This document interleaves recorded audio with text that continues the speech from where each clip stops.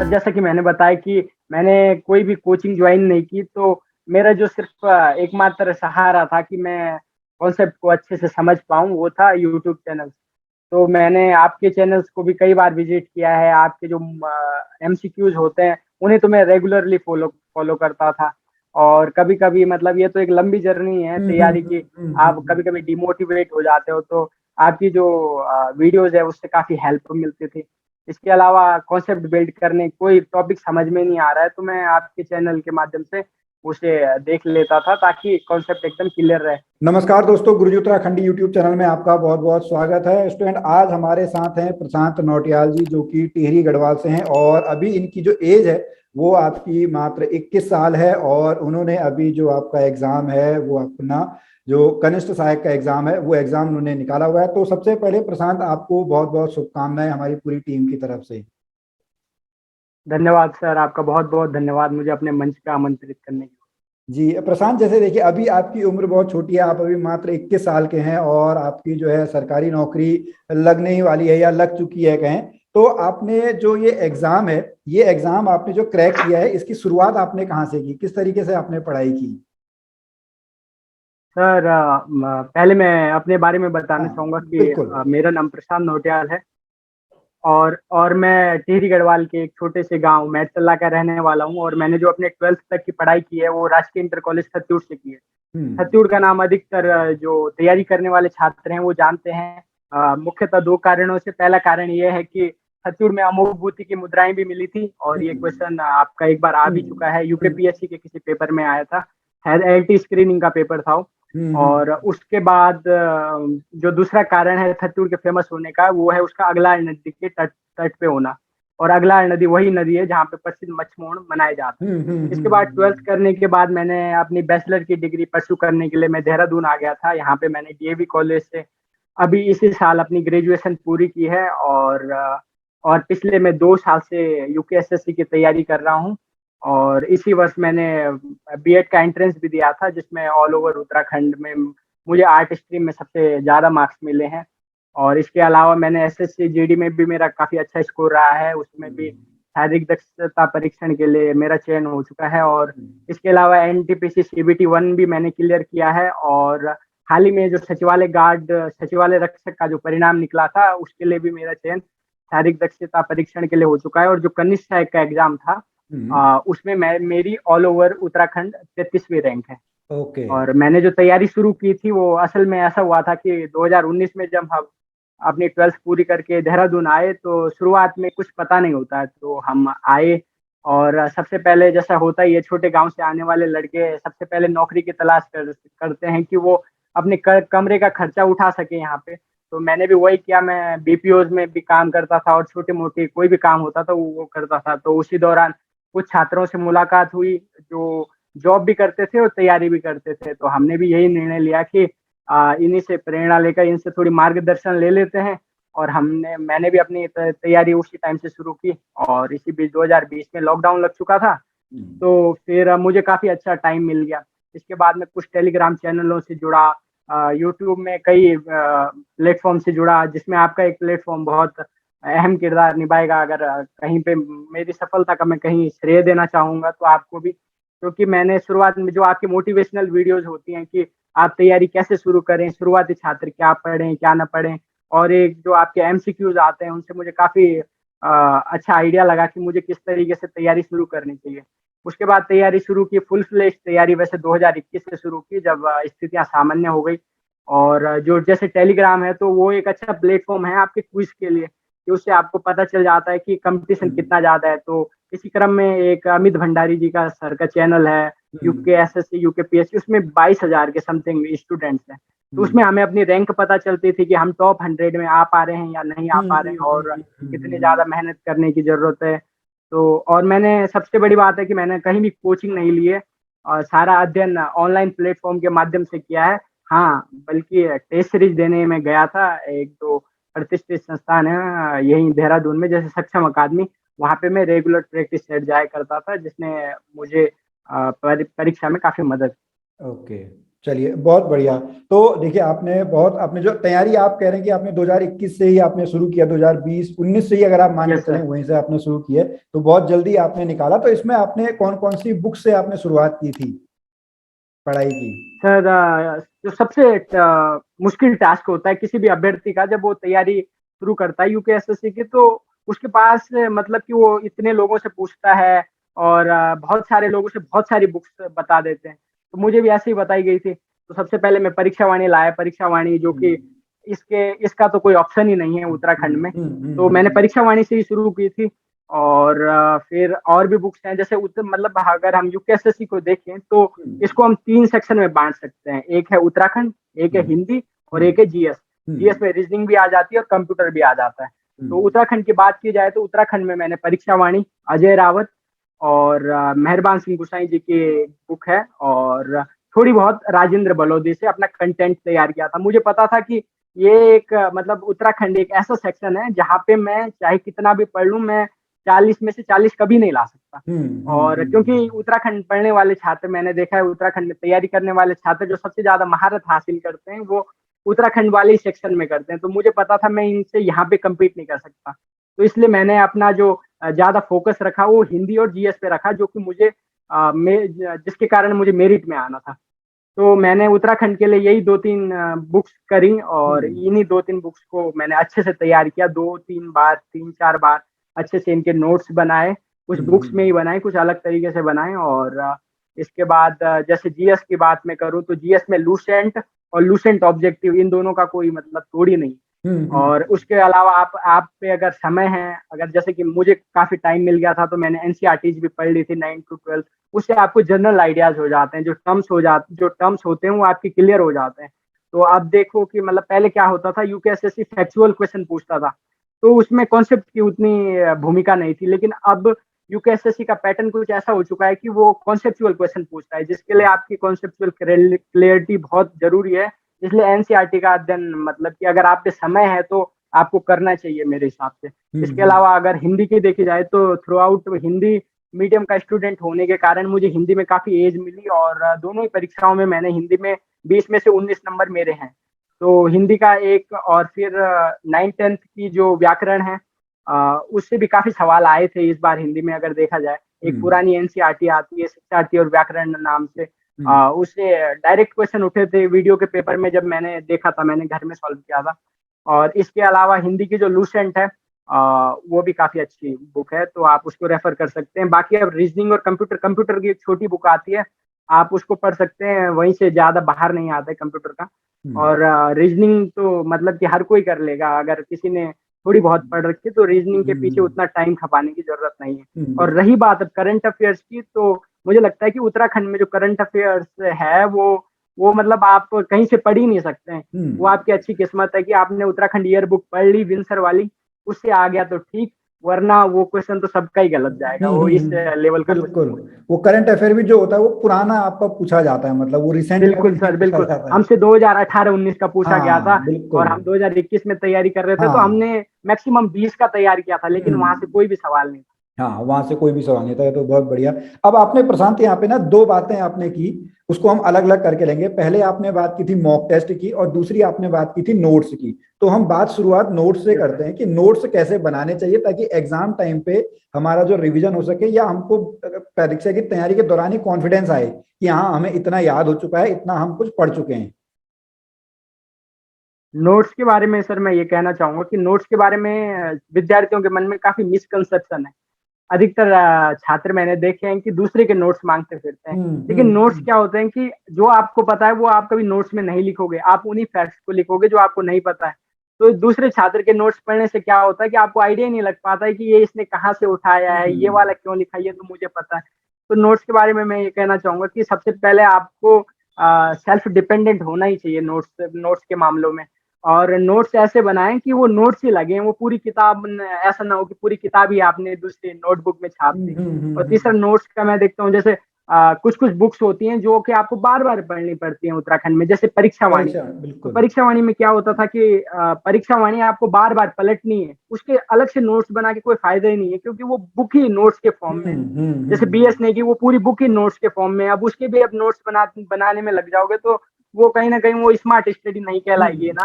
तो फिर मुझे लगता है कि जो नोट्स है, जैसे मैं करता था, तो जैसे परीक्षा वाणी थी तो मुझे कोई नया फैक्ट मिलता था तो मैं परीक्षा वाणी में ही उसे लिख देता था। जैसे कि परीक्षा वाणी में भी बहुत सारी गलतियां हैं, जैसे कि इन्होंने पहले ही आप पन्ना खोलोगे उसका तो उसमें दे रखा है श्रीनगर और पौड़ी को इन्होंने मतलब अनुसूचित जाति में दे रखा है, लेकिन हमें पता है श्रीनगर और पौड़ी में रोस्टर सिस्टम चलता रहता है, कभी श्रीनगर है कभी पौड़ी है। तो एक ही चीज को मतलब कि इस हिसाब से मैंने करेक्शन भी किए थे उसमें, कुछ कुछ नए फैक्ट्स हैं वो भी बुक्स में ही लिख दिए थे। तो मुझे क्या होता था कि लास्ट टाइम में जब मैं रिवाइज करता था तो मुझे ज्यादा पढ़ने की जरूरत नहीं थी, बस मैं उन्हीं फैक्ट्स को रिवाइज करता था। अब जैसे कुछ बल्कि बुक्स हैं, बल्कि बुक्स मान लो आप कठोज जी की है या फिर अजय रावत की है, मेहरबान गुसाई की है, तो हाँ उन बुक्स के नोट्स बनाने जरूरी। अगर उनके नोट्स ना बनाए जाएं तो उन किताबों को रिवाइज नहीं किया जा सकता लास्ट टाइम पे। तो उन किताबों के नोट्स बनाइए जो बल्कि किताबें, और बाकी जो आपने बार बार ही पढ़नी है अगर उन्हीं में थोड़ी आप चाहे आप अपने नोट्स चिपका दो या लिख दो वहां पे किनारे पे थोड़ा, तो आपको सहूलियत होगी उस हाँ हिसाब से। हाँ, और बिल्कुल बाकी बिल्कुल। जितना सेल्फ डिपेंडेंट होंगे नोट्स के मामले में वो ज्यादा बेटर। ये तो आपने बहुत सही कहा। नहीं तो स्टूडेंट भी हमसे नोट्स मांगते हैं, या आजकल तो स्क्रीनशॉट का जमाना आ गया है, बस स्क्रीनशॉट ले लो कहीं से, यस, उसको रखे रहो, उसको पढ़ता तो फिर कोई है नहीं। ठीक है, अब यहीं पे आपने कोई नहीं पढ़ता। हाँ, वो ऐसे ही फोन में ही रखे रहते हैं बस। ठीक है, जी जी। तो चलो अब आगे हम चलते हैं। आपने नोट्स के बारे में बात की, बुक्स के बारे में बात की, अब हम बात करते हैं कि हम जो अपने को वीकली बेस पे हम अपने को एग्जामिन करना चाहें कि हमने इस हफ्ते कितना पढ़ा या इस महीने में कितना पढ़ा, उसके लिए मॉक टेस्ट बहुत जरूरी है। तो उसमें उसकी जो आपका यस सफलता है, उसमें मॉक टेस्ट का क्या योगदान रहा? सर, मैं अपनी सफलता में जो सबसे बड़ा मेरा योगदान है वो मॉक टेस्ट का है, क्योंकि जब मैं तैयारी मैंने शुरू की थी तो ये एक मिथ है कि आपको उत्तराखंड में एग्जाम क्रैक करने में आपको कम से कम 6-7 साल लग जाते हैं। हम्म। क्योंकि हमारे गांव से भी बहुत सारे तैयारी करने आए थे तो उन्हें भी 10-11 साल हो गए। हालांकि इस बार उनका एग्जाम्स निकला है, उनके 2-2 3-3 एग्जाम्स निकले हैं, लेकिन मतलब एक जो और भी ठीक है। भैया लोग तैयारी करते थे तो उन्हें भी काफी समय हो चुका था। तो मुझे काफी डर लग रहा था कि यार क्या मैं कर पाऊंगा एक ही साल में। ऊपर से घर वालों का भी प्रेशर था, उन्होंने कहा कि इस बार अच्छी वैकेंसीज हैं तो आपको करना ही है। लेकिन ये मुझे लगता है ये एक मिथ ही है कि आपको 6-7 साल लगानी है। तो मैंने कहा कि कम समय में मैं अपनी तैयारी को किस तरीके से कंसोलिडेट करूं कि मेरिट लिस्ट में मेरा नाम आ जाए। तो मैंने सबसे पहला काम जो किया वो किया था, अपने अपना सिलेबस पूरा किया एक बार मैंने परीक्षा वाणी का अध्ययन किया, लूसेंट का अध्ययन किया, जितनी भी जनरल बुक्स थी उनका अध्ययन किया। उसके बाद मैंने शुरू किया अपना मॉक टेस्ट लगाना, वो भी वीकली बेस पे नहीं, वो भी मतलब रेगुलर बेस पे। मैंने एक अच्छी संस्था है वो ज्वाइन की थी, जिसमें हमें 500 रुपये पर मंथ पे करना पड़ता था, और कम से कम 17-18 हमें मॉक टेस्ट मिल जाते थे। तो मैंने वो लगाए, तो उससे उससे मॉक टेस्ट लगा के क्या होता है कि आपको आइडिया लग जाता है कि आप किस पोर्शन में लैग कर रहे हो, आपने क्या पढ़ा है क्या छोड़ा है, आपको फिर से कौन सा चैप्टर है या फिर कौन सा टॉपिक है जो आपको रिवाइज करना है। तो हम्म उससे आपको खुद को एग्जामिन करने में काफी मतलब मदद मिलती है, अगर आप डेली लगा रहे हो या फिर वीकली लगा रहे हो। क्योंकि अल्टीमेटली जो परफॉर्मेंस है वो 2 घंटे जो हमने एग्जाम हॉल में निकालने हैं उसकी परफॉर्मेंस है। कोई आपका ज्ञान चेक नहीं करता है वहां पे कि आपने कितना सारा पढ़ा है। अगर वो कंसोलिडेट फॉर्म में नहीं है, आपने उसका रिवाइज नहीं किया है, आप फिर उन्हीं क्वेश्चन को गलत कर रहे हो बार बार, जो कि काफी बेसिक क्वेश्चन है, तो उसकी वजह से कई छात्र मतलब बहुत ज्यादा मेहनत करते हैं और उनका नाम फिर भी नहीं आ पाता मेरिट लिस्ट में, और फिर हम कहते हैं कि यार 6-7 साल लग गए। तो मैंने कहा कि इससे बचने के लिए सबसे जो रामबाण उपाय है वो है मॉक टेस्ट। और कुछ जरूरी नहीं कि मॉक टेस्ट आप किसी संस्था में जाओ, सबसे अच्छा प्लेटफॉर्म आपको यूट्यूब आज दे रहा है, टेलीग्राम दे रहा है। तो यूट्यूब में क्या है कि जैसे आपकी ही यूट्यूब वीडियोज में एमसीक्यूज चलते हैं, कई अन्य चैनलों में अच्छे अच्छे एमसीक्यूज चलते हैं, तो वो आप देख लीजिए, आप एक टॉपिक पढ़िए, फिर वो एमसीक्यूज हम्म देख लीजिए, तो आपको क्या रहता है कि आप वो ज्यादा टाइम तक आप उसका रिटेंशन कर सकते हो ना, उसको याद कर सकते हो। फिर वो कॉन्क्रीट फॉर्म में हो जाता है, आप फिर भूलते नहीं हो उसे, जान के गलत नहीं करते हो। और सबसे बड़ा फायदा ये है मतलब कि मॉक्स लगाने का कि आप फिर वही क्वेश्चन गलत नहीं करते हो जो आपके बार बार हो रहे हैं। मेरे साथ क्या हुआ था कि बहुत सारे ऐसे क्वेश्चन थे कनिष्ठ सहायक और सचिवालय रक्षक में जो मैं पहले कर चुका था, इसके अलावा मैंने फॉरेस्ट एसआई के टाइम पे भी मॉक्स लगाए थे, लेकिन वो वाला एग्जाम मेरा स्कोर उसमें 80.20 था, लेकिन 0.2 से मैं मेरिट में आने से चूक गया, क्योंकि हमारे ओबीसी वर्ग की मेरिट 80.4 गई थी। तो उस टाइम पे मैंने देखा था कि जो गलतियां मैंने फॉरेस्ट एसआई में की है वो मुझे आगे वाले एग्जाम्स में नहीं करनी, क्योंकि उसमें मैंने सिर्फ 15-20 मॉक्स लगाए थे, लेकिन कनिष्ठ से पहले मैंने कम से कम 200-300 मॉक्स लगा दिए थे, जिसका मुझे बहुत ज्यादा मतलब कि बहुत अच्छा बेनिफिट हुआ एग्जाम। चलो, बहुत अच्छा है यहाँ पे आपने बताया प्रशांत। अब प्रशांत, अभी आपकी देखिए एज बहुत छोटी है, आपके आगे के प्लान्स क्या क्या हैं अभी? और भी आपने फॉर्म वगैरह भरे हुए हैं या आप और भी तैयारी कुछ कर रहे हो अभी? अनफॉर्चुनेटली ऐसा था कि अभी मेरी ग्रेजुएशन भी नहीं हुई थी, अच्छा। तो मैं वीडियो का भी नहीं भर पाया, पटवारी का भी नहीं भर पाया था, और अच्छा। एसआई का भी नहीं भर पाया। ओके। हाँ। लेकिन अब आगे मैं, जैसे अब आर ओ की आएगी तो मैं उसी के लिए तैयारी कर रहा हूँ, और उसके अलावा जो यूपी पीएससी है या फिर उत्तराखंड पीएससी है, उसकी ओर अपना ध्यान दे रहा अच्छा, हूँ, ताकि ठीक है। अगर भविष्य में लोक सेवा आयोग की कोई भर्तियां आती हैं, या फिर अधीनस्थ सेवा चयन आयोग की कोई अच्छे ग्रेड पे की भर्ती आए, तो मैं वहां पे सफल हो जाऊं इसकी ओके, ओर अग्रसर। चलिए ठीक है, बढ़िया। प्रशांत प्रशांत, अभी आपने शुरू में ही बताया था कि आप अभी बीएड में आपका हुआ है, तो आप अभी पढ़ रहे हैं बीएड के लिए कहीं पे? यस सर, मैं जो मतलब मेरा अपनी आर्ट स्ट्रीम में पहला नंबर था, मेरे 167 मार्क्स थे आउट ऑफ 200। तो मुझे यहीं पे अपना जो डीएवी कॉलेज है वहाँ वही मिल गया था, क्योंकि सबसे ज्यादा कट ऑफ डीएवी की जाती है, तो मेरा वहाँ हम्म। पे भी पहला ही नंबर आया। तो अभी मैं अच्छा। डीएवी से ही अपना बीएड परस्यू कर रहा हूँ, लेकिन अगर इसी बीच अगर ज्वाइनिंग हो जाती है तो मुझे वो डिसकंटिन्यू करना पड़ेगा। ओके, चलिए ठीक है, बहुत बढ़िया। अब प्रशांत, मैं एक जो वो है वो अपने चैनल के बारे में पूछना चाहूंगा, गुरुजी उत्तराखंडी चैनल के बारे में, उसके बारे में आप क्या कहना चाहोगे? सर जैसा कि मैंने बताया कि मैंने कोई भी कोचिंग ज्वाइन नहीं की, तो मेरा जो सिर्फ एकमात्र सहारा था कि मैं कॉन्सेप्ट को अच्छे से समझ पाऊँ, वो था यूट्यूब चैनल। तो मैंने आपके चैनल्स को भी कई बार विजिट किया है, आपके जो एमसीक्यूज होते हैं उन्हें तो मैं रेगुलरली फॉलो फॉलो करता था। और कभी कभी मतलब ये तो एक लंबी जर्नी है तैयारी की, आप कभी कभी डिमोटिवेट हो जाते हो, तो आपकी जो वीडियोज है उससे काफी हेल्प मिलती थी।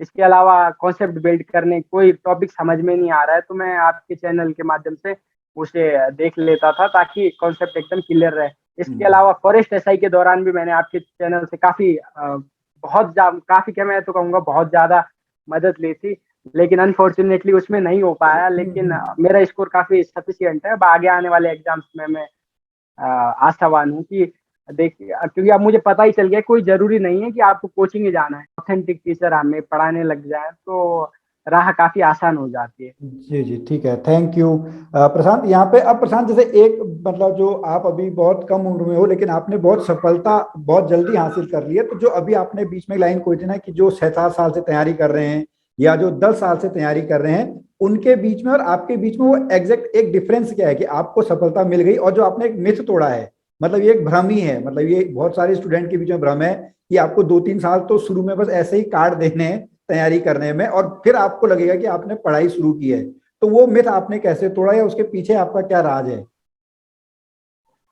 सर मैं राज तो यही कहना चाहूंगा कि सबसे पहली चीज होती है कि आपको अपने प्रति ईमानदार होना चाहिए। अपने प्रति ईमानदार होइए, अपने घर वालों के प्रति ईमानदार होइए, और अगर घर वाले आप पे विश्वास कर रहे हैं तो मतलब कि बहुत सारे लड़के हैं जो तैयारी शुरू तो मतलब पूरी मोटिवेशन से करते हैं, लेकिन बीच में फिर डिस्ट्रैक्शन आ जाते हैं, फिर वो उसे डिसकंटिन्यू कर देते हैं, और हम्म। फिर बरसाती मेंढक बन जाते हैं, तो मतलब सिर्फ एग्जाम के दौरान पढ़ते हैं। तो मैंने ऐसा नहीं किया, मुझे पता था कि एक मतलब कि अगर कम समय में अपनी सीट पक्की करनी है, मेरिट लिस्ट में आना है, तो मुझे सबसे पहले अपने प्रति ईमानदार होना है, और जितना भी मतलब कि अपना बेस्ट है वो देना है, क्योंकि कोई भी एग्जाम छोटा नहीं होता है, हर एग्जाम की स्ट्रेटजी अलग होती है। तो कोई भी एग्जाम क्रैक करना है तो आपको अपने प्रति ईमानदार होना पड़ेगा, आपको जो अपनी स्ट्रेटजी है उसमें ग्लू करना पड़ेगा। ऐसा नहीं कि आपने हाथ दूसरी स्ट्रेटजी बना दी, कल आपका दोस्त आ गया उसने कुछ और बता दिया तो आपने वो बुक पढ़ना छोड़ दिया। तो आपको मतलब कि एक माइंड सेट लेके चलना है कि मुझे बस करना है तो करना है, उसके अलावा अगर मगर कुछ नहीं होना चाहिए, तो मुझे लगता है कि आपका हो ही जाएगा। चलिए, बहुत बढ़िया प्रशांत, एक बार से फिर से शुभकामनाएं आपको। अब प्रशांत, हम अपने जो वीडियो है, इंटरव्यू है, इसके लास्ट फेज में चल रहे हैं। यहाँ पे ये एक रैपिड फायर है जिसमें आपसे मतलब दो दो आपको ऑप्शन देंगे, उसमें से आपको एक चूज करना है। ठीक है, तो पहला यस ऑप्शन सर। आपके लिए है कि आपको क्या पसंद है, सेंट्रल लेवल की जॉब्स पसंद है कि स्टेट लेवल की जॉब पसंद है? State government. स्टेट गवर्नमेंट की, ठीक है। कोचिंग और self learning, self learning. Online कि ऑफलाइन? ऑनलाइन। आप मॉर्निंग पर्सन हो कि लेट नाइट पर्सन हो? Late night person. Late night person, ठीक है। उत्तराखंड में एक पसंदीदा जगह जो घूमने वाली सबसे पसंदीदा जगह कौन सी है? मुक्तेश्वर सर। मुक्तेश्वर, यहाँ नैनीताल में? Yes sir. ठीक है, बहुत बढ़िया। आप जब एक गवर्नमेंट ऑफिसर बन जाओगे तो उत्तराखंड सिस्टम में सबसे पहले क्या सुधारना चाहोगे? Girls education sir, girls education के मामले में मुझे लगता है कि अभी भी उत्तराखंड काफी पिछड़ा हो। चलिए, बहुत बढ़िया, यहाँ पे बहुत अच्छे आपने जवाब दिए, आपको बहुत बहुत शुभकामनाएं। और आप आगे भी थैंक यू तरक्की सर, करते बहुत बहुत रहें। धन्यवाद। आप बहुत तरक्की करते रहें, ऐसे ही लोगों को मोटिवेट करते रहें, जो लोगों के भ्रम हैं, मिथ हैं, उनको आप तोड़ते रहें। ऐसी हमारी शुभकामनाएं हैं। तो चलिए। धन्यवाद सर, आपका बहुत बहुत धन्यवाद। तो चलिए स्टूडेंट, आज के इस वीडियो में हम मिले आपका प्रशांत जी से, जिनने मात्र 21 साल की उम्र में जो आपका गवर्नमेंट जॉब है उसको क्रैक कर लिया है। और हम मिलेंगे फिर आपसे अगली वीडियो में, तब तक के लिए जय भारत, जय उत्तराखंड।